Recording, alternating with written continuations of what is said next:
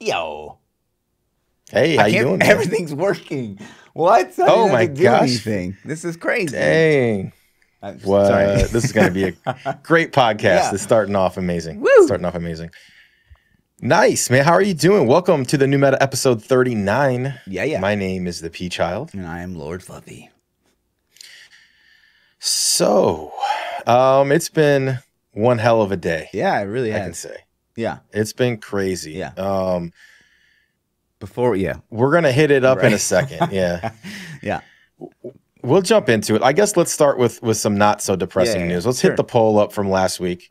Yeah. And last week we proposed a question. Do you think cross-platform play on console is a good idea for Diablo 3? Obviously, yes, no, and I only play PC, so I don't care. Are the options? I think it'd be awesome. I'm both. Like I think it would be awesome, but at the same time, I only play PC, so it doesn't affect me. But I mean, I think this should be a thing. Period. Like consoles should be fucking cross-platform. Should do it all the fucking time. Yep.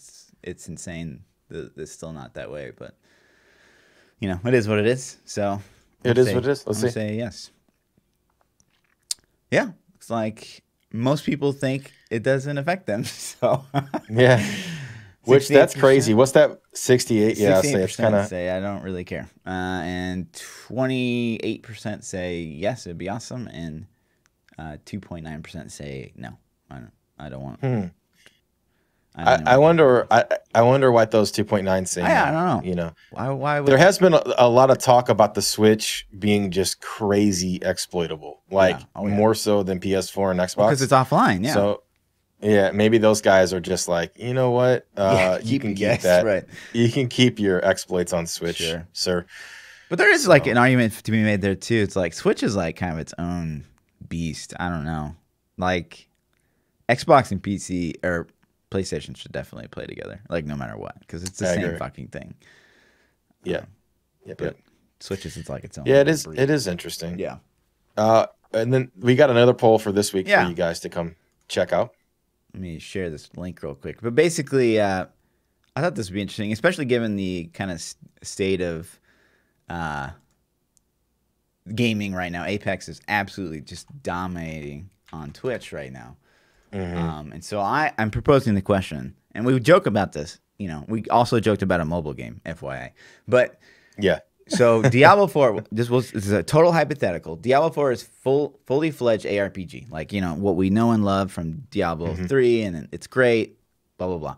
And it has like there's like adventure mode, blah blah blah, like in Diablo 3, and it's got a mode where you can play a BR. Yep. How many of you guys would be like, yeah, heck yeah, let's do this, like another thing to play, awesome? And how many of you guys would be like, no, I don't want a BR in Diablo, like just keep it out of my game? Yeah, I will save the comments for next week because I don't want to influence it. Right. But it's interesting, man. Real quick, well, we're going to talk about some of that stuff later. I'll save this. I'll save it. And if you're unaware or you haven't heard any of the news, there has been crazy things happening with Blizzard Activision. So today they had their first earnings call of 2019. And I think as part of this earnings call, they're kicking off their new plan for the year, like their entire layover. But some of this involved them letting go hundreds of employees, from what I'm to understand. I don't think we have a final count yet. It's like 778, I think. Yeah, that is absolutely insane. But before that, so like on So on the launcher, they're actually promoting jobs, which I find strange given the timing. Like before we kind of knew about this, they're promoting jobs on the launcher for even Diablo. Like you can click, like see jobs, which is kind of interesting. But they have quite a few new jobs that have been like opened up as far as like last week, as far as I can tell.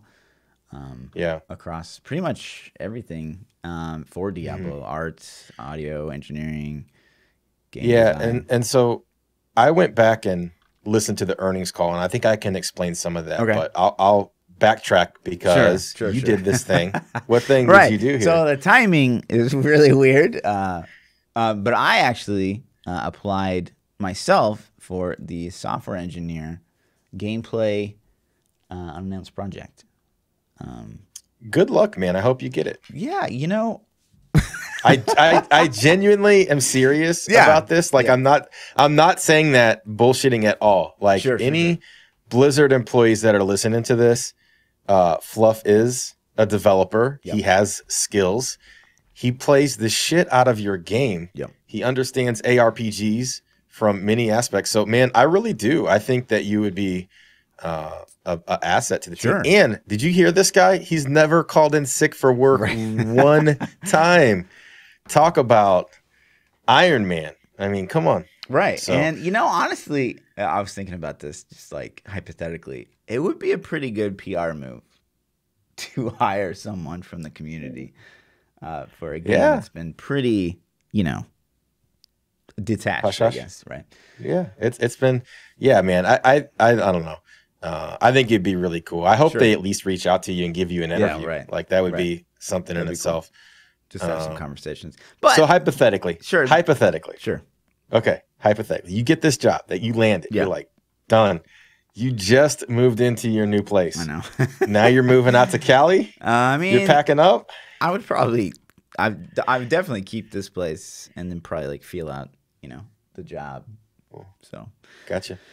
Anyways, but I still feel like, okay, one, I probably won't even get a phone call, to be honest, and two, like this is upsetting because this is like one of those stereotypical jobs that I couldn't be absolutely like more qualified for, other than the fact that like I don't have game programming experience, like whatever really that means. I've obviously a plethora of programming experience, but like in my past, like, so I applied for a particular position, and this is like a very true to my heart story. But there was 343 was hiring a multiplayer engineer, and you know I'm a former Halo pro, and I'm a software engineer. Like I could not have been absolutely more qualified for that position, right? Didn't even get a phone call, and the position ended up going to the janitor who had been working there, and like, you know, it's just like this tribal system. Like the gaming development community or these companies, like I just feel like they never really hire maybe the best person for the job. They always end up going with like someone they know or like a friend of, you know, someone, a director of something or whatever. Like they seek within before they really consider outside. So well, everybody knows you. Yeah. I mean, you're the boo guy. I mean, everybody knows you. So. Well, I don't. Yeah, hopefully they know me for Diablo instead of tanking their stock. But yeah. So, this is one of those situations. It's just like I would be flabbergasted if I got a phone call, but I couldn't be more. And I mean, I'm not trying to be egotistical, but like my resume like speaks for itself, and like I don't talk about like what I do in real life a ton, but like, you know, this would be actually a big step down for me, like in the realm of my career, but it would be really, really cool for the community and for Diablo, I think. But, yeah. Well, good luck, man. Hopefully next week we'll be talking about the phone call you had. Yeah. So we're like, are you kidding? Yeah. To switch gears just a little bit, though. Right. And that's why I want to talk about the timing before we go into that, because it's completely separate. It was announced. I think I heard about it 3 or 4 days ago, that Blizzard Activision was going to do a bunch of layoffs. Jason Schreier, again, I've used his name many times on this podcast. This guy's journalism, reporting, leaks, whatever you want to call it, is always accurate. He's never posted something I've seen to be wrong. He's dabbled in the debacle with the Diablo Immortal thing, talked about that. But he has this article on Kotaku, and he talks about it. But it goes back to, you know, Apex Legends came out of nowhere, and is killing it. And everybody keeps asking me about it. I'm like, are you going to play it? Are you going to play it? And I'm like, well, every single person I've ever talked to has told me it's amazing. Right. Everybody. Nobody's told me it's a bad game. Sure.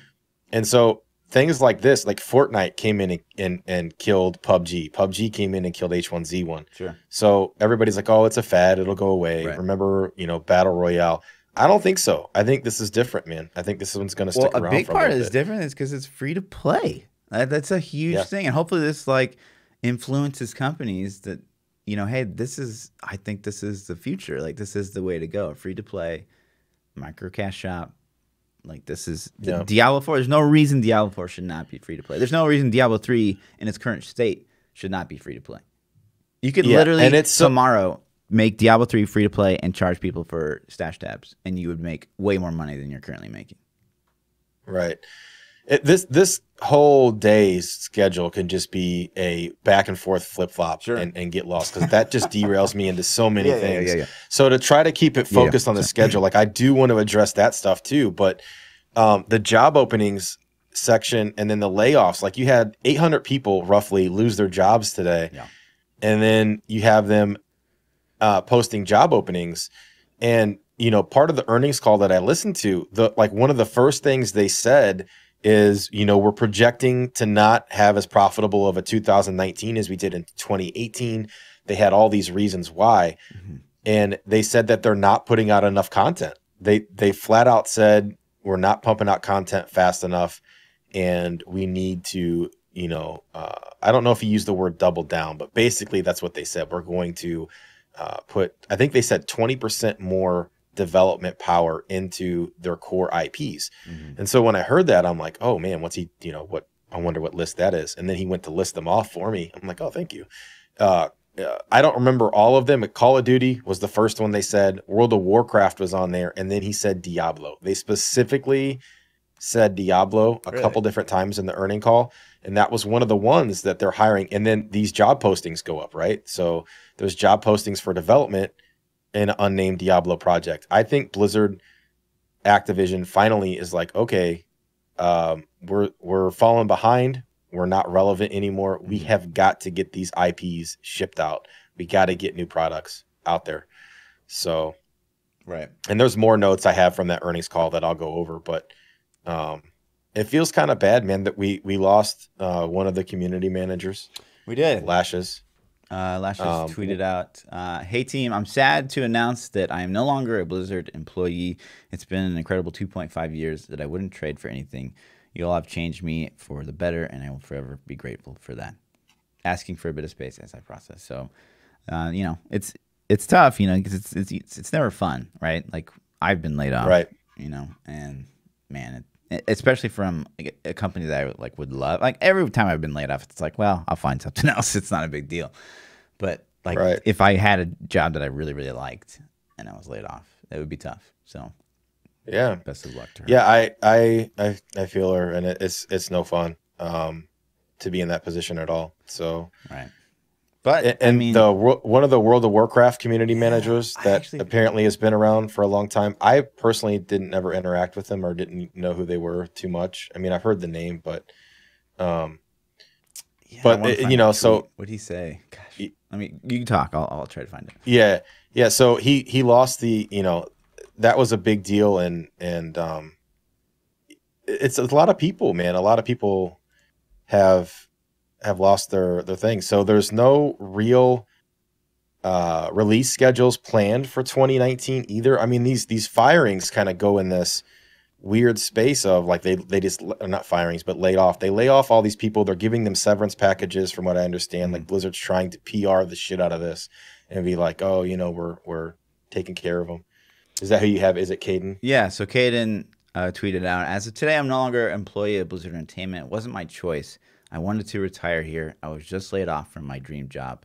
Probably not the best for me to tweet right now, but it was an honor being your CM of the Warcraft community. I love you all. That's sad as F, dude. Yeah, man. Yeah, dude. So it sucks, man. Yeah. And I know there's a lot of companies hiring right now. People are, posting stuff on Twitter like, these guys are hiring, and I hope a lot of these people land on their feet. For sure. But it feels bad, dude. It feels bad. Apparently, most of the layoffs were for the publishing and esports departments of Blizzard, which I find interesting because esports is kind of not directly responsible, but very responsible for, kind of Hearthstone staying relevant. They're responsible for really Overwatch being as big as it got for a while. And that's kind of one of the things they also talked about in the earnings call. They talked about how they're going to continue to like double down on Overwatch League and double down on like they're going to require people use battle.net logins to watch Overwatch League, which is mind-boggling to me because now you're going to put a barrier between people to watch Overwatch League. Right? It's like, why would you ever do that? Like, it doesn't make any sense. And then Amazon invested heavily in Overwatch League to get into it. The numbers that I heard thrown around, and I didn't research these myself, but I did read an article that said that Amazon invested about 10% of its total stock value in Overwatch League, which at the time would have been like $90 million. They invested in Overwatch League or something like that, which is kind of crazy. And then they're not making the money off of it. They talked about in the earnings call how Overwatch wasn't generating revenue that they thought it would make. And yet they're still going to double down on this Overwatch League.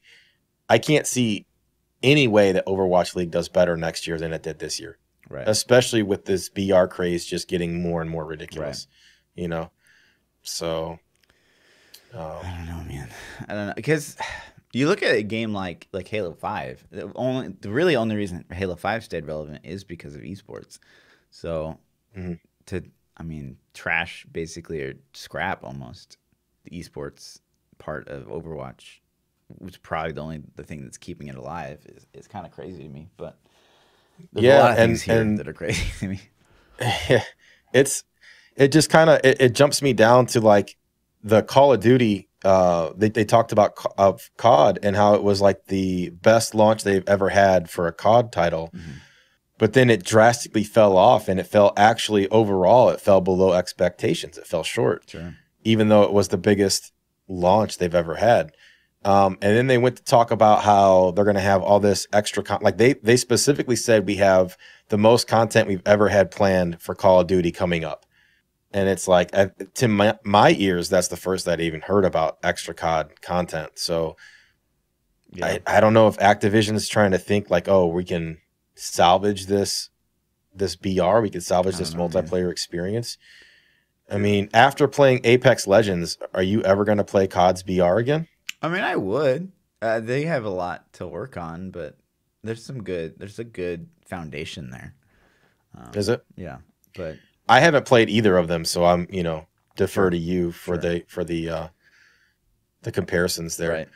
But it's it was kind of interesting to hear the call because it seemed like they were like the year started off great and then it ended not so well. And it's like they didn't say it, but it's like the financial graph of BlizzCon, it's like as soon as BlizzCon hit, the stocks just dropped and they never recovered. And it was just like screw up after screw up. Because actually, before they even, this is a crazy factoid, but before they announced the layoffs, they noted that they had record revenues for 2018 fiscal year.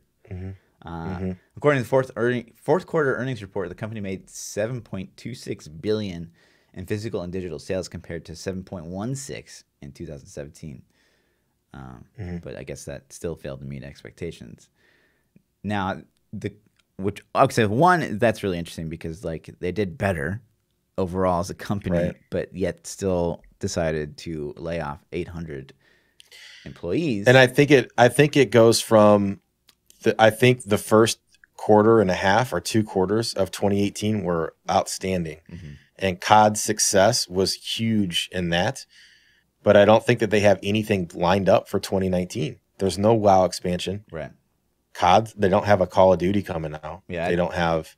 They actually said Blizzard does not have a major frontline release plan for 2019. So we officially know that there's nothing coming in 2019. There's nothing coming down the pipe. So they don't have the money coming in, and I think that they realize that the development's taking too long to get these games out. We need to start pumping out more titles. Let's get more developers in here. Let's hope and do that. But that kind of scares me a little bit and makes me think, okay, they're going to start pumping out crap now. Yeah, or are they just going to rush the content out? Like, this is kind of shitty, but here we go. Sure, we're kicking it out anyways. It's just like Diablo 3 forever ago was the last 2012. Warcraft, like what, 2002, 2003, nothing new out of that franchise.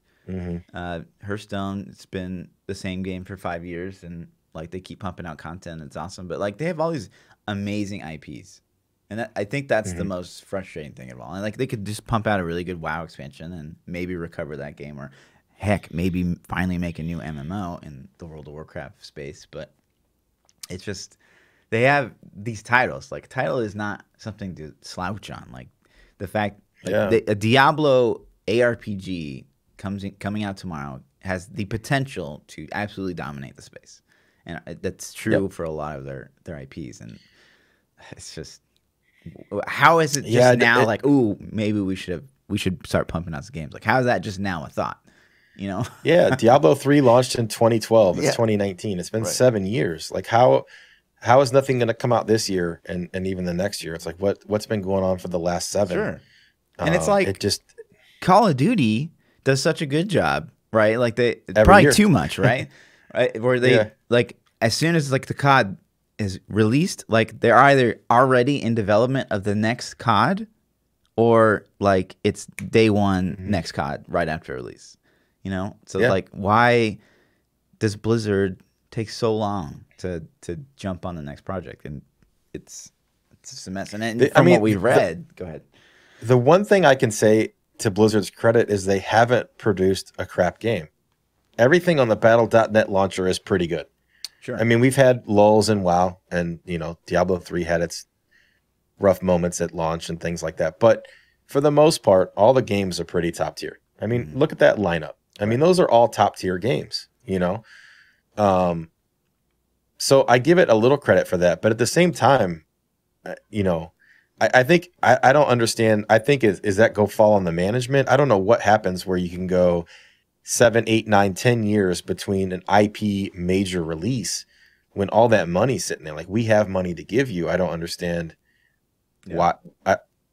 Do you not like it? I don't understand. I just don't understand why you don't want this money. Like, give it to us. It doesn't make sense. Milk Diablo 3 for more money, for that matter. Sure. Like we just talked about. You could make Diablo free to play. Yeah. Put a microtransaction store in. You're selling stash space. You could sell, cosmetics and probably not piss people off. Right. Like, that's the safe way. You could probably even piss people off a little bit and be like, oh, well, we'll sell you greater Rift keys, or we'll sell you whatever, And I hope they wouldn't sell power and go in line like that, but with this new thing that you just talked about, where it's like, well, we're going to make people go through Battle.net. Well, a good way to get people on Battle.net is to make some of your games free to play, like Diablo. So it's going to get people to sign up and have an account so that they can. StarCraft went free to play. I wonder how that's working out. Right. I don't know if they're making money on that, or, I mean, that's such another old IP. Right. I don't know if I don't play StarCraft for real. I mean, I played it when it launched years ago, but I wonder if that free to play model with the cash shop has made them money or not. Sure. And that was such an eSports heavy game too. So there's just no way, if Diablo 3 was free to play tomorrow with a cash shop, especially with something like a stash tab in there, that they wouldn't make like 10 times more money than they're currently making. Because, I mean, who's buying copies of like vanilla Diablo and Reapers of Souls anymore? Like, it has to be such a tiny figure. It makes sense for the initial sales on Switch and console initially, and I understand that you got to have a little cooldown for all the Switch people that just bought the game back in November, right? And they're like, "What? Now it's free?" Like, okay, sure. I get that. So announce it, 6 months out, or I don't know. I don't know how you would PR manage that specific instance, because as a Switch owner, if I had just bought it, I would be a little like. You can always really, guys? Give people the currency though, like, oh, you bought it, and here's some currency you can use in the shop. Yeah, exactly. $60 worth of currency or something silly. You know what I mean? Yeah, because if they like the game, they're going to burn through it anyways, and if they don't, they wouldn't buy some anyway. So you're not out. But yeah, man, I don't know. I just think that there's so much. I think World of Warcraft is like keeping that subscription thing going, but that game could even do a free to play. Oh my God, yeah. And like destroy it. Like I don't. I'm sure that they have financial numbers and statistical numbers and things that make sense to them not to do that. Yeah.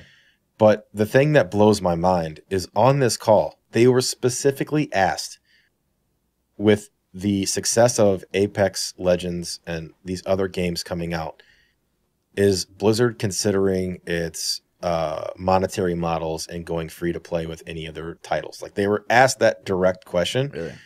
And they just gave an answer that just defended all of their choices. Like, basically, it was like, nope, we're good. We know what we're doing, was the answer they gave. Yikes. And it's like, dang, like I don't, man, to me, it just seems so close-minded. Yeah. You know, it just seems like the answer was defensive, in my opinion. Really? It was like, man, they're not even considering it. It's they just. What's even more crazy is, like, we talked about 3 weeks ago. We showed a video like 3 weeks ago. It's like the cash shop for Diablo is already there. Like, yeah, they already built it. They already built it. So it's not even like it's in other markets. It's gonna cost you anything. It's just crazy. It's crazy that they don't make Diablo 3 free to play. At least use it as a test. You know, play that market. It's nuts. Yeah, it's nuts. But also another really strange factoid. So, you know, you think during a time like this where there's just a massive layoff that, you know, obviously companies or employees lose their job and, like, you know, financially they take a hit, and then you got to pay out like whatever to, you know, to keep them compensated or whatever. And then usually a company during these times that's, you know, has good upper level management. The upper level management will be like, okay, like, we'll take a fiscal hit ourselves to, like, maybe keep as many employees as we possibly can. But what instead happens is how much money those guys are making. Yeah. So what happened is they gave the new CFO a $15 million signing bonus. 15 million. 15 million. And that's not that much. I mean, you don't think I could have paid for like maybe 800 employees, or at least half of that to stay on? Yeah. I have some stats pulled up here real quick. So Robert Kostick is the chief executive officer. Okay. Yeah. His salary in 2017, $1.75 million. Okay. That's the salary. In stocks and awards in 2017, guess the amount. I don't need anywhere. No idea. $19.5 million in stocks and awards. Option awards, $5 million. Non-equity incentive plan compensation, $2.8 million. All other compensation, $87,000. Total compensation in 2017, $28.698 million. Damn near $30 million. So that's one dude. I mean, I have a list. There's a list of like 6 people that I have here. Their totals are 30 million, 10 million, 6 million, 11 million, 12 million, 15 million. And I'm not saying that those guys aren't entitled to their money. I don't know. You know what I mean? I'm saying, like, but this new CFO entitled to 15 million for a signing bonus when you're going to get rid of employees. That's just bad practice. Like, this just it's so infuriating, because, like, this guy's done nothing for Blizzard so far, and yet you're going to give him money that should have gone to people that have done hard work over the past years to, like, keep your games relevant. It's mind blowing. It's infuriating, really. It's disgusting. That's crazy money, crazy figures being thrown around, man. And like a 15 million signing bonus to me is just like, is this fucking dude a running back? Like, what is he doing? Yeah, to like CFO. What a 15 like, what connections does he have? What is he doing to get 15 million just to sign a contract to work for the company? Like, what is he bringing to the table? Is he a savant? I mean, there's got to be something that we don't know that he's bringing to the table. Right. You know what I mean? It's crazy. Think of what you could get. Like, you could get like savants in the programming industry to come work for some of your games with some of that money. Like, it's just mind. Like, if you went out there, it's like, hey, we're gonna give you a $5 million signing bonus if you're like this crazy fucking programmer that's gonna give us some awesome stuff. But instead of like a CFO, that like it's just corporate, man. Corporate America. Oh my God. It's crazy. Crazy dude. Crazy money. So yeah, I don't know, man. This entire week for Blizzard has just been this ever since BlizzCon, man. I think honestly, it just seems like this spiral started around the announcement of, hey, don't get your hopes up for BlizzCon Diablo announcement, even though you bought tickets and paid for hotels and all this kind of stuff. Because we're not going to have it. That was the start, and it's just been spiraling.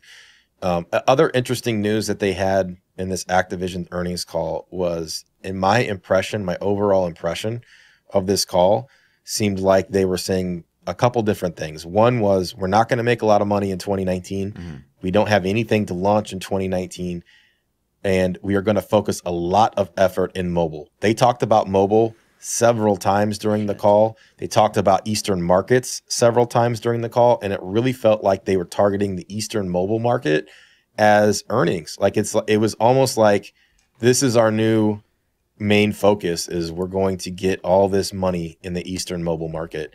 They talked about the Call of Duty mobile game. They talked about the Diablo Immortal mobile game. They said we don't have any news to break on Diablo Immortal specifically, but they just talked about how that was going to be a focus. And then they again hinted at the Eastern markets and things, and how successful the Call of Duty mobile game was doing. Man, this mobile thing's not going anywhere, dude. I mean, we don't really know that, but it's going to be a thing. Like, they're trying to make it a thing. What they are, you know, that's what's frustrating about them. Like, it might be a smart financial play, but it's such a breakaway from your core. Like, and the money's there, and that's the thing though. Like King Games, you know, Candy Crush and all the other, you know, mobile games. King Games was their biggest earner again for, like, you know, I don't know how many years in a row this is, a lot, but King Games is killing it, man. People spend money on mobile games, I guess. And as the hardcore PC audience, we're just like, what the F, but yeah, it's where the money's at, man. I know, man. It's just great because you have such a force. You're Blizzard. Like, you've got these IPs that are like people will go crazy for. And like, why do you even want to go into the mobile? I mean, I just don't get it, man. I just don't get it. It's that money. I know, the money. It's just it's that money. The money talks, man. You got to get that $15 million signing bonus from somewhere. You know? Yeah. It's got to come from somewhere. So that's kind of like my take on the investor call. I skimmed parts of it, man. I didn't get to listen to the entire thing. I listened to as much as I could. So there could have been other I was really scanning for Diablo news. I was hoping that we were going to get some info on these unannounced Diablo projects and maybe hints at release dates or something like that. But I didn't hear anything in my skims. I need to go through. I'm probably going to go through tomorrow and re-listen to the whole thing just to see what other juice I can get out of there. But yeah, man, that's the crazy. And then on another side note, Guitar Hero Live is another Activision title that released, gosh, I don't even remember, 2015, 2017. It's been a couple years. Mm-hmm. They're shutting down that service. And not only are they shutting down the service, they're issuing refunds because they didn't live up to their arrangement of, like, you know, keeping the game active and the servers alive and the music there, and their licensing, I guess, expired and they couldn't get it renewed. So instead of forking out the cash, they said, screw it, we'll just offer refunds to anybody that bought the game. Wow. So if you bought Guitar Hero Live, you have until May the 1st. You can get your money back, guys. So that's interesting. Pretty interesting. It's like just another PR, like, oops. Sure.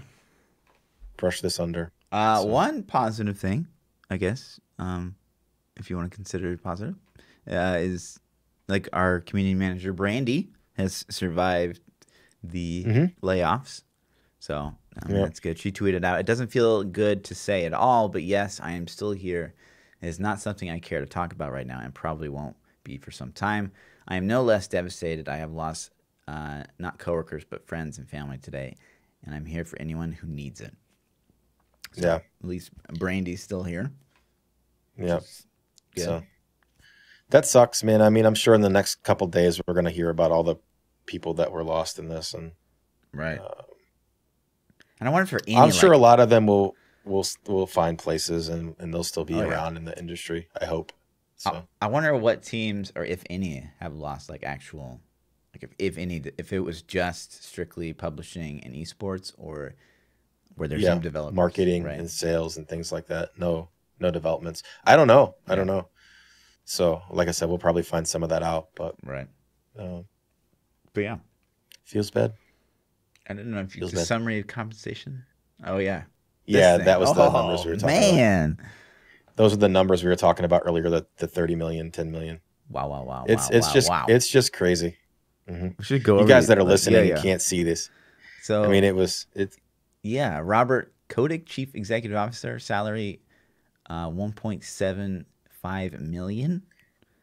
Yeah, but that's the low ball. If you just keep going to the right and look at all this stuff he's awarded, yeah. It's just like the 19 million in stocks is like total the total all the way to the right. $28,698,375. Chief CFO $9,465,807.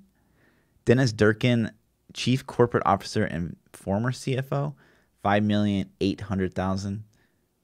President and Chief Operating Officer, $11,199,000.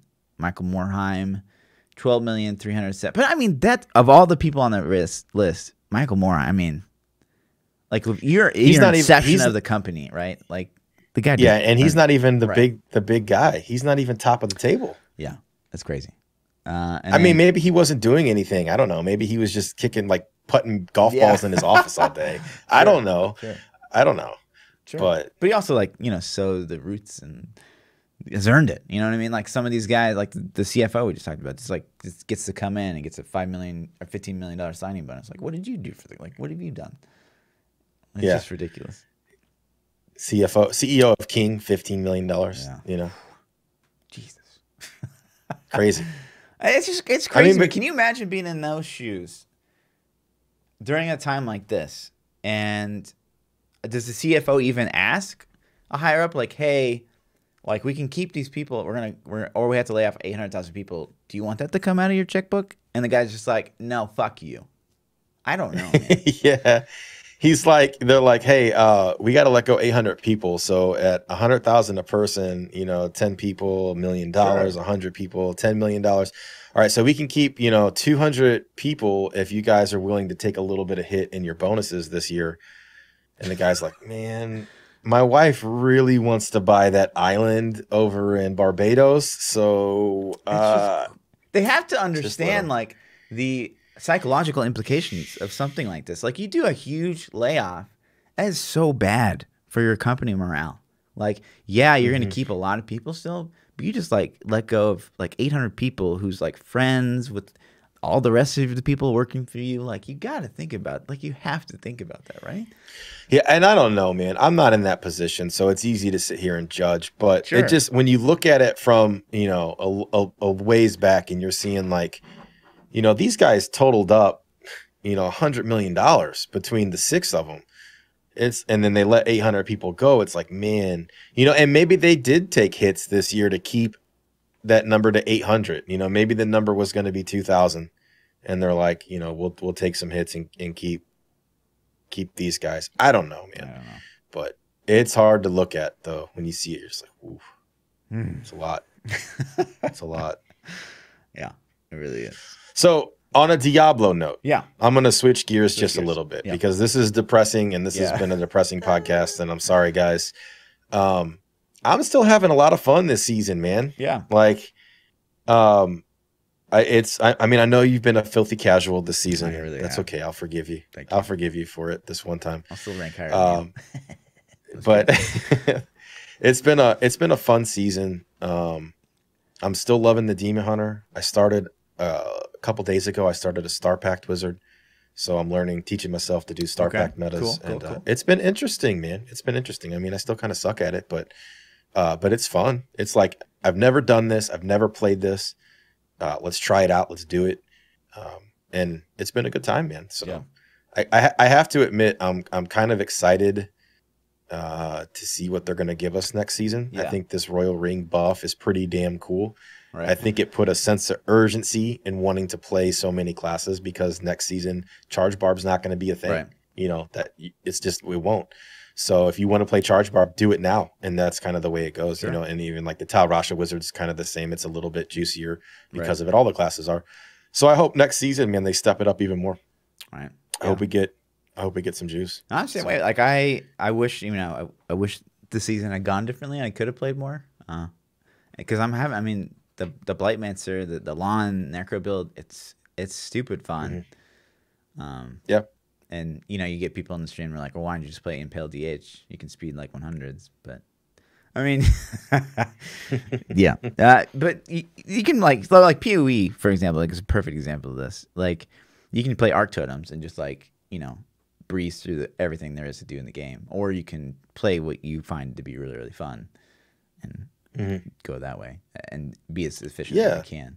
So I think we a lot of times get pigeonholed into playing meta. Like, this is the best. This is the best. Right. Gotta play this. Gotta play this.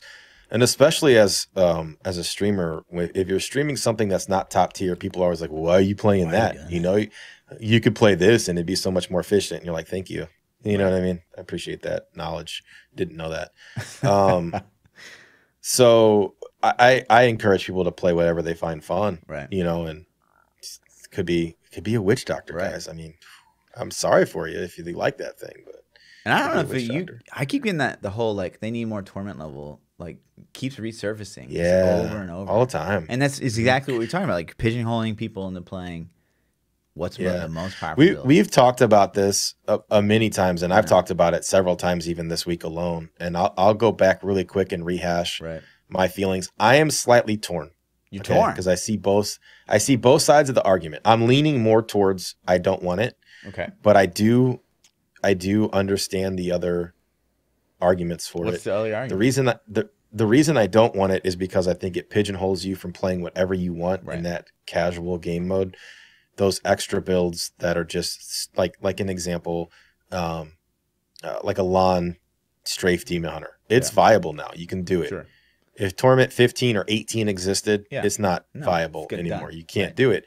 And you're going to want to play 18 because you're never going to go play T13. You're never going to go to 13. Right. It's just like we never play T10s now. Right. When T10s were the thing, as soon as 13s came out, we never played 10s again, unless you had to. Right. You know? So I get that. The other argument is, well, I have all this crazy power. I want to get more Death's Breath and more keys per run. The fantasy of, I hate grinding for loot. I want to do GRs. I'm so powerful. Let me do it. I get that. I don't like grinding keys. I don't like grinding Death's Breath. I'm always out of Forgotten Souls, you know, so I want more of those things. So I can kind of see that argument, but I lean towards I don't think we need it. Yeah. I don't think we need it. So they've done such good work, especially 264, to make so many builds much more relevant than they ever would have been before. And if we go back to T18, we're pigeonholed again, and it's to be a bit terrible play, in my opinion. So. Yeah. It's going to promote people wanting power creep even faster than we already have it, too. Because instead of wanting power creep for just GR top tier clears, you're going to want power creep for all the sets that you loved that are no longer viable. And then that's just going to, okay, now I need T20s and T25s. And it just is a cycle that repeats. Right.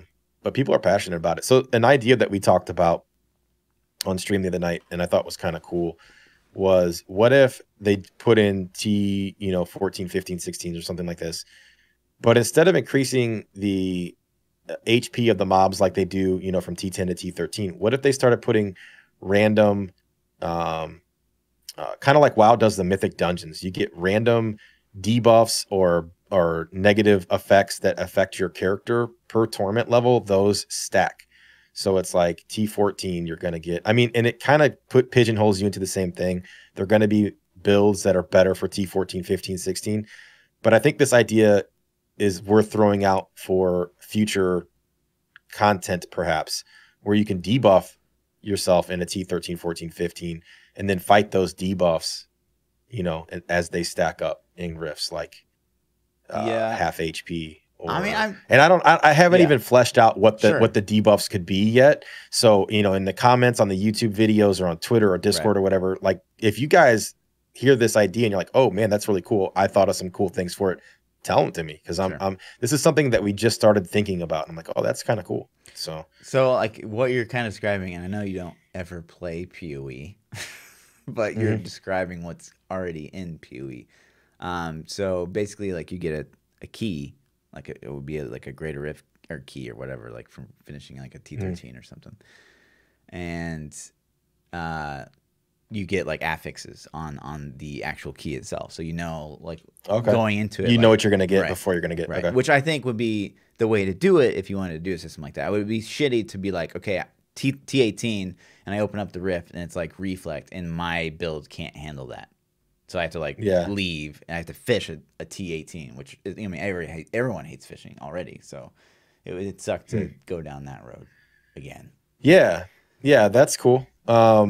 I didn't know PoE did that. Obviously, I don't really play it. Right. So, but and that's probably I'm gonna have to, I think, and that's probably where my my community was getting this stuff. You know, they're probably some other guys played PoE and were like, oh, this is really cool. Right. But yeah, I think that's something that could be maybe an easy win content. Right. I don't know how hard it would be to put in, but we have a greater rift system. What if we just threw random affixes on there? And then so my thing was like, it always feels like people want negative, like nerf your character. What if they buffed it too? Because in Destiny had a system similar to this in Destiny 1, where every week the heroic strikes got new affixes on them, and they were random every week, but it was the same for the entire week. But they would get one positive affix, a burn, and that burn would be for the element. If you matched the element that the burn was, you just did shit tons of damage. Yeah. And then you had some negative ones. So on certain weeks, you would get a really good positive one and then pretty minor negative ones. Sure. And that week was just God mode. And it was super fun. Yeah. But at the same time, the next week, those things were gone. And then it was like, okay, cool. We're back to being normal again. I can't wait for next week to see if we get that stuff again. Yep. And I don't think that could apply to greater rifts, but a system like that for Nephilim rifts could just be absolutely amazing. Like, hey, this week we got poison burn and something else. And then that gives you, my, Blight Spear is going to slay this week. Right. I'm going to play Blight Spear all week. Or then next week it's like physical. You're like, Whirlwind Barb. You know what I mean? So, yeah, I mean, ideas. Because it's, it's a Nephilim, right? It doesn't, in the grand scheme of things, and I think that's the big hang-up, and we've talked about it before, but like Torment 13 is not meant to be challenging. It's not meant to make you be like, oh my God, I'm going to die. Like, it's just not. It's just not what it is. So if they can add things like what you're saying to make it more fun and less redundant, absolutely. That sounds amazing. I'm in. Yeah. Right? That would be so cool. Yeah, I'm with you. But yeah, that's kind of the Diablo news. I know, we had on the schedule a little bit to talk about Apex. Do you wanna hit that up a little bit? Sure. I know you've been streaming it some. So tell me about it, man. I am not a player. Sure. I haven't played it. I haven't really watched it very much. I watched you play it for 30, 40 minutes the other day. Sure. So I streamed it 14 hours yesterday. Why didn't you watch the whole thing? Sorry, dude. No, I mean, I'm a sucker for a good shooter because I have a rich history in shooters, but I mean, it's fun. Like I love when games, and PoE's kind of done this to an extent, honestly, is when they take elements, like really good elements from already existing games and just take them and culminate them into their own game. It's great. And so I just feel like Apex is a culmination of the best things from a lot of BRs, and they did it really well. They've done some things that, like, oh my God, why did no one ever think it? Like, they have a thing where you can ping, like, oh, I see a bad guy right there, and you just like ping it, and so you don't even have comms or whatever. Like, everyone on your team knows, I just saw a bad guy and he's right there. Like, why has no one thought of this? I don't know. Like, and they have like a radial menu, so they have like shield heals and like armor heals or whatever, and then like you like as you're selecting it, you're kind of like as you aim, it picks whatever you had, and then you just heal that way. They just have so many like good systems. Like, So as a non-BR player, yeah. like, I mean, I played Fortnite when it first came out. I had 20 or 30 hours in Fortnite. Not a lot. It was before the building thing went to like ridiculous, right? And I enjoyed it at that stage of its life. It wasn't until people figured out, holy shit, building is OP, that the game kind of lost interest to me because one, I wasn't a super crazy builder, and two, I'm more focused on gunplay. I'd rather shoot somebody than outbuild somebody. Right. So to me, I lost interest. Yeah. But as a newer player, how long would it take me to get into it? Is this a game where, like, let's say tomorrow we're like, all right, you and I, we're going to do a play session together. Sure. How long is it going to teach me how to play? I mean, you're going to be a day, a night. You've played fucking Destiny. I mean, like, it's not going to take. You're going to have the mechanics. Like, it's just like the only thing that's going to be weird is like, okay, what class do I want to play, and what do they do? And the only other part is like, okay, I'm facing off against this class. What the heck do they do? That's really all. And there's only 8 classes, so it's not like it's this huge learning curve. A couple of days of play style. So the learning curve's not crazy. No. And the reason I ask these questions is because I think a lot of people that are hesitant to play a BR have this negative mindset from Fortnite. Sure. And they are scared to jump in because they think I'm going to get shit on so hard it's not going to be fun. Sure. And from what people have told me about Apex is that you can get shit on in the game and still have a good time, which doesn't really line up with your normal thought process. Normally, it's like if you're not winning, it's not fun. Right. And that's not what I've heard about this game. I've heard that it's been amazingly fun, even though I'm not winning every game. Yeah, I mean, there's something to be said about like BRs where you walk around and you loot, and there's fun in that. Like, ooh, I got really lucky and I got like a legendary something like that. There's something about that even if you're not the best at shooting people, like you're still having a good time. Because like, oh man, I'm fully kitted. Like this is amazing. I can't wait to fight someone. And then you might die anyways. But like it's there's inherent fun in that. And I think that one of the things that Apex does really well also is like, you look at looting in Call of Duty, and although it makes sense to someone that's been playing it for like a week plus, to someone that's like fresh to the game, it's like, what am I picking up? And then like Apex, there's still that to a degree, but like everything is like color coded. It's kind of like Fortnite. Like it makes just more sense. It's just easier. I got a blue. It's definitely better than this green. This goes with this. Let's put the right. Let's put the blue on. Yeah, I get you. So that's cool, man. Like I said, I think that game is on my list of things I'm probably gonna try out. I know, and it's like I'm filthy casual already this season, and this fucking I want to play. I want to play so much Apex. It's ridiculous. Yeah. So have you been playing it off stream? No, I don't game off stream. But goddamn, I got to play the Division 2 beta. Yeah, talk to me about that this weekend. So I played it for 2 hours, and I was immediately bored. But I want to hear what you think. Yeah, absolutely. Okay. So I'm a Division 1 fan, but I'm a late arrival to the scene. Okay. I didn't start playing till 8.1 or 1.8. I'm sorry, when it was already at its best state. Okay, I wasn't there for all the BS before. I logged in and I thought it felt a lot like Division 1. Yeah. It had different interface. It had different shooting time to kills and mechanics. I'm not 100% sold on the time to kill change. I think that's kind of what established Division as its own game was that the enemies were bullet sponges and that you actually had time to think about, oh, I'm getting in a bad position. I need to move. It was a tactical shooter, a cover shooter. And I think the time to kill changes, I'm not sure if I like them yet. Okay. But it felt good to shoot a gun. It didn't feel super crappy like Anthem to me. Like I felt like Anthem's gunplay wasn't there, and I think Division's gunplay felt better. I was kind of agree with your boredom thing because it wasn't my character. If it would have been my character, because see, it's a looter. It's like Diablo with guns, right? You want to explore, kill things, upgrade your character, level up your character, get sets, get ancient versions of those pieces to get sets. They have random rolls. So the whole time I'm playing it, I'm like, all of this play I'm putting in is going to get thrown away in a day. So that kind of turned me off a little bit. It made me just go like, man, I want the full game right now. But you remember playing Diablo 3 beta, right? Like that. I didn't play the beta. You didn't beta. play Diablo 3 beta. Okay. I didn't. Okay, well, I mean, like, I instantly with Diablo 3 beta, I went through every fucking class, like, and got to level 20, and probably did it multiple times.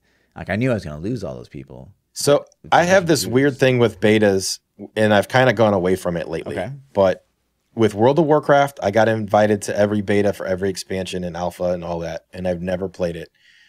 I got invited to the Diablo 3 beta, and I didn't play it. I didn't, or I could have played it. I didn't play it.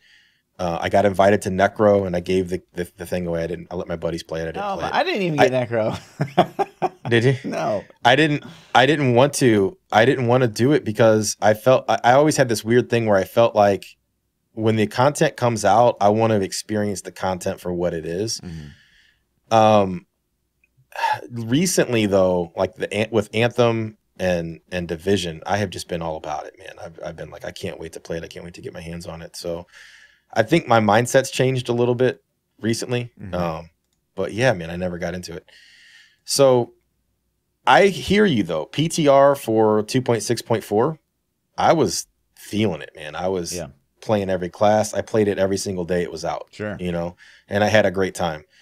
So that being said, I logged into Division and played. I just randomly logged in Sunday night before the beta went down and was just running around just to explore. Like I'm just gonna go run around. Mm-hmm. And it was fun. I had a good time. So one of the things I did really, really dislike about Division is like all the running, and there's like mobs in between you and like your objective, and there's really like no point to to farming them. You know what I mean? Yeah. So I mean, you can get drops and stuff, but I mean, it's to each his own. I can't. If you're a Division 1 fan, I think you're gonna love it. If you're not, then we're gonna have to see how the loot system plays out. Right. One of the things that we didn't get access to were the sets. And I know people are like, oh, there were sets. ThaPChild, they had sets. They had manufacturer sets where if you put the same manufacturer's items on, you got like some 2-piece and 3-piece bonuses. Mm-hmm. But it wasn't like a full 6-piece set like they had in Division 1, a green set of gear with crazy bonuses. I think they're still going to be in the game. I hope they're still going to be in the game. But I want to see, like, what are they going to give us, man? Are they going to give us the same stuff from Division 1? Are we going to get new things? Is it just going to be these manufacturer sets? Because to me, that seemed weak in comparison to what they had before. Mm-hmm. So, but yeah, I had a good time. And I didn't think there was going to be an open beta for Division 2, but they announced it today, actually, that March 1st through March 4th, there's going to be an open beta. Okay, good. For console and PC. They must watch the podcast. Clearly. Because last week we talked about how it was, they needed to do sketch, right? It was super sketch.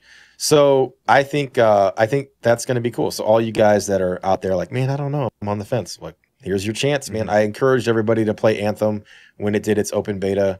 And I do the same, man. Like, check out Division. You could fall in love with it or you could absolutely hate it. I don't know. So it's free though. So there's no reason not to unless you can't. It doesn't cost anything. Right. So also kind of interesting news. Let me pull this up real quick. If you follow like some of the big streamers, they do this what's called a Twitch Rivals tournament, where like streamers face off against each other, and Shroud's team got third. Shroud's team got dethroned, which is kind of crazy because Shroud's like didn't Ninja's team in first place? Wasn't it Ninja? Yeah, and I think so. It was Ninja, and King Edward, and somewhere like that. And I forget the other guy that was with him. Doc. I think Doc was in second. Doc and Real Crafty and somebody else. Fifth, I think. Was he? Overall. Okay. Yeah. Maybe I checked earlier before the final results were in.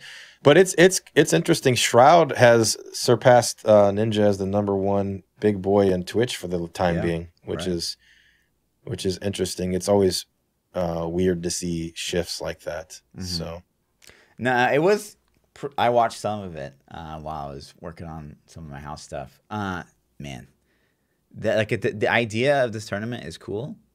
Like having streamers face off against each other. The problem is like one is they don't really interact against, like they don't like talk shit. Like they had one clip of like Shroud and the Doc like talking shit on each other, which was pretty funny. But like outside of that, there wasn't much interactivity.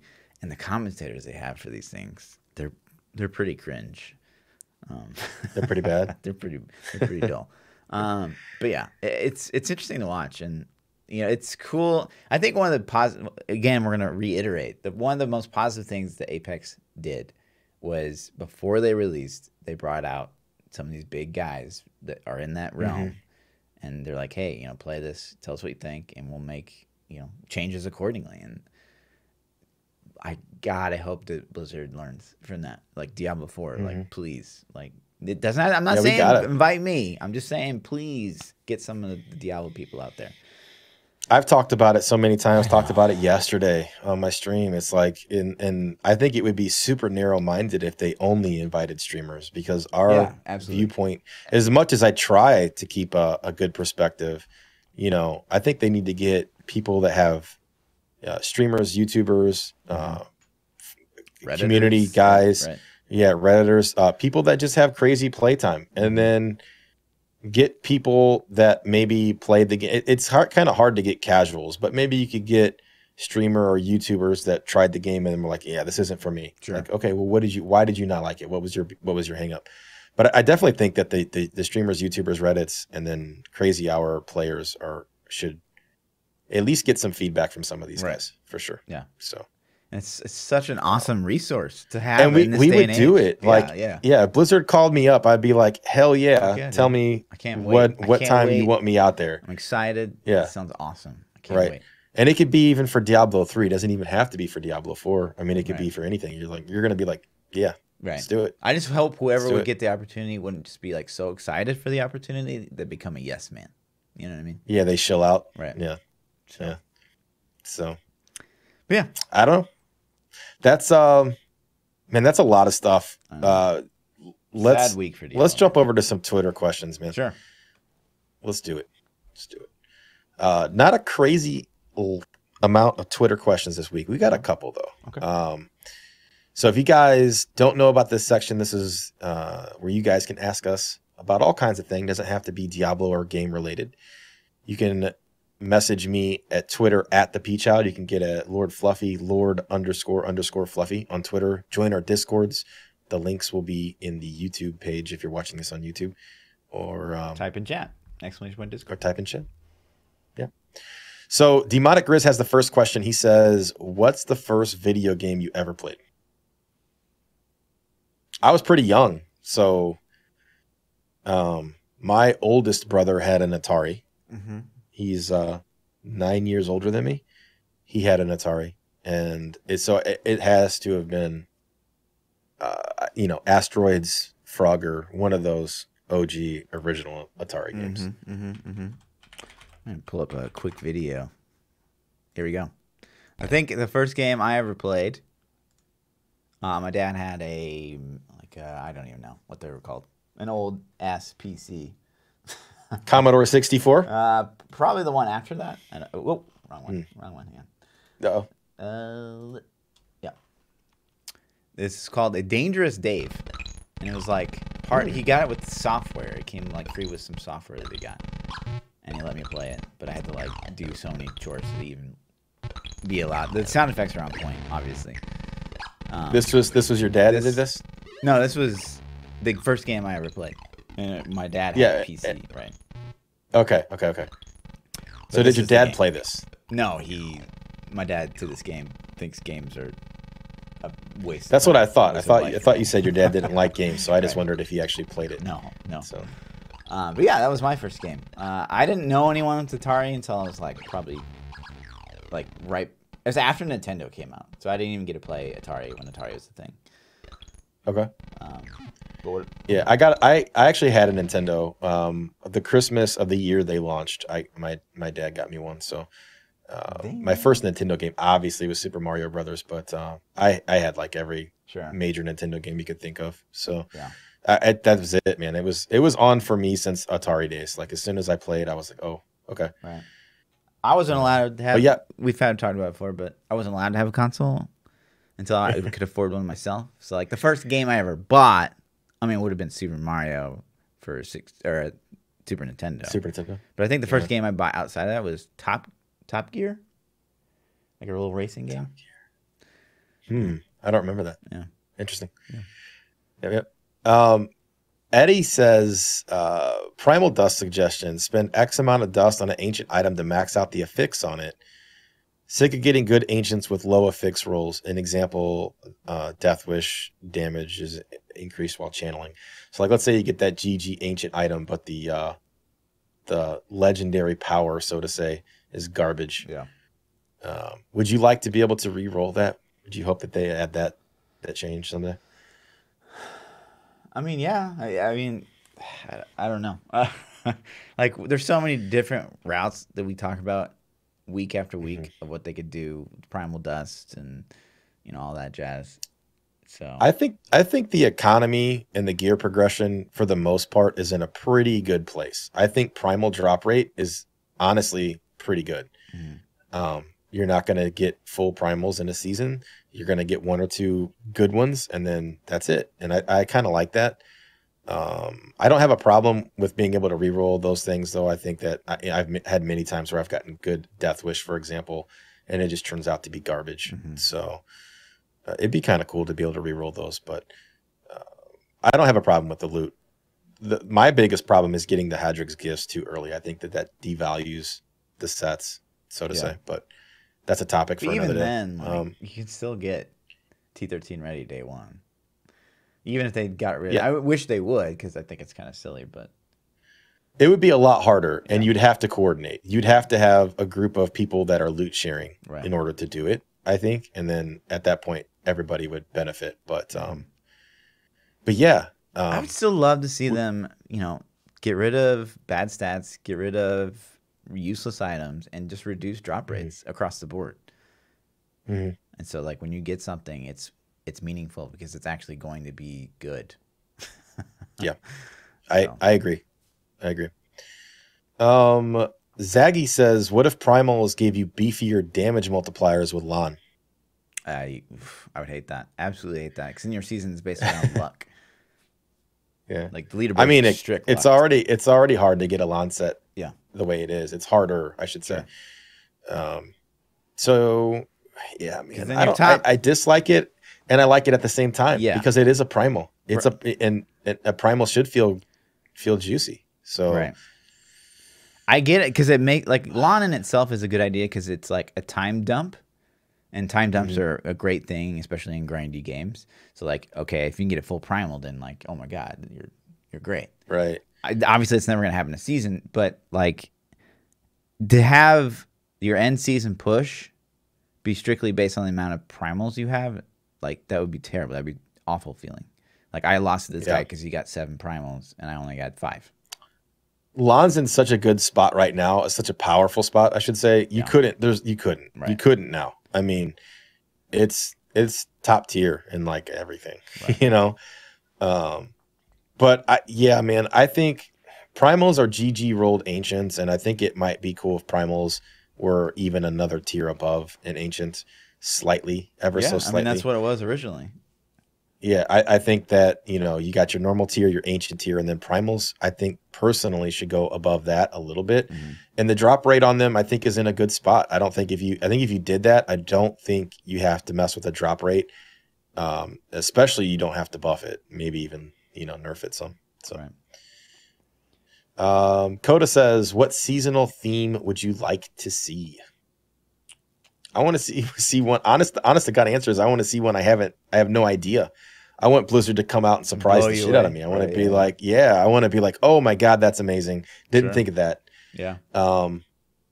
But it's got to be better than the Royal Ring buff we have now. Sure. So I would like to just see something new, like something like, so Rorg it's a good idea, and it's definitely the best one they've had so far, but it's like, well, the Rorg's in the game, and you kind of gave us a free item, and it mixes the game up, and it's awesome, but it's not like new. It's not like a kind of like an innovative, like, okay, you actually added new code to the game, you know, kind of thing.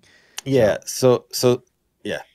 Do you have a new code thing that you think would be cool? I mean, if I could have the opportunity to sit down and think about it, yeah.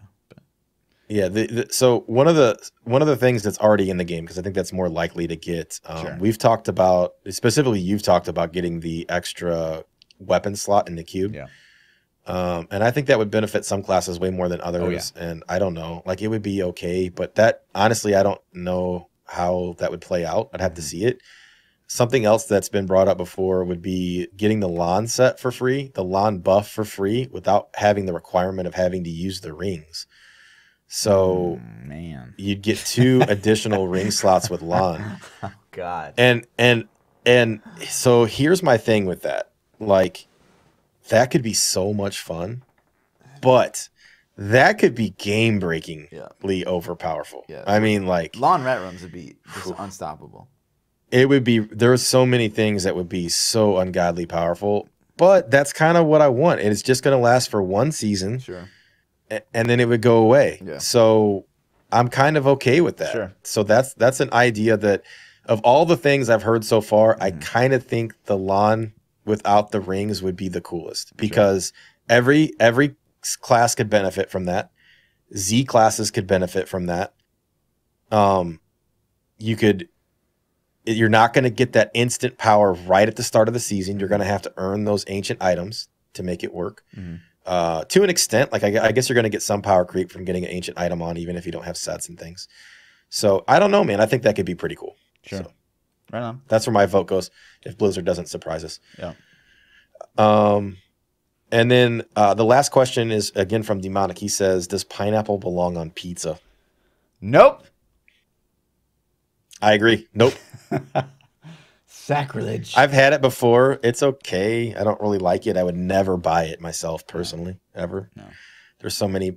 I'm pretty basic. I like pepperoni, sausage, bacon. I'm a big bacon fan. Okay, would you prefer bacon on a pizza or sausage on a pizza? Oh, bacon, hands down. What? Not even a question. Bacon pizza. You're pissing me off. Bacon. All about the bacon. Sausage is so much What's your favorite pizza? Let's ask that. What's your favorite? I'd probably go with like a spicy sausage. Yeah, I think that's good enough. I mean, maybe some mushrooms. Spicy sausage? Onions on there, but confirmed. Yeah. Confirmed. Cool. Not bacon. Not bacon on a pizza, man. It's too much. Oh man, bacon. Oh my God. Have you tried it? Yeah, of course. If there's a pizza to try, I've tried it. I'm a connoisseur of the pizzas. I don't know about you. I'm really hungry now, though. So, yeah. It's good pizza. So thank you for that. Thank you for that one. That's it, man. That's all we got for the Twitter questions this week. If you guys have Twitter questions, again, you can tweet them at ThaPChild, at Lord__Fluffy. Join our Discords. The links are in the YouTube video below. And drop those questions on us. Yeah. So I will catch you guys next week for episode 40, the big 40 next week. God. Oh my God. You can catch me everywhere, Twitter, Twitch, YouTube, at ThaPChild, and I'll be live right after the podcast. Yeah. I'm Lord_Fluff. Double those underscores on the Twitter. We'll catch you guys next week. Peace out, dudes. Peace.